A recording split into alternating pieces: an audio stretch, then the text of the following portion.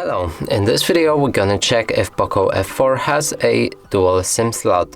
So in order to do this, first we'll need to locate the slot, and it should be on the bottom of this device right here. You can see this gap right here.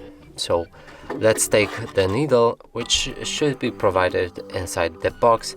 If you have it in the box, then simply take it out and put it in this gap right here.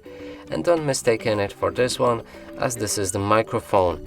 So now let's stick it in like this.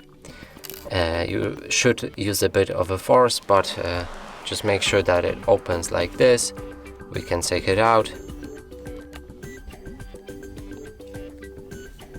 And now let's see, there's a SIM 1 right here, and on the bottom there's a SIM 2, so that confirms the phone has a dual SIM slot.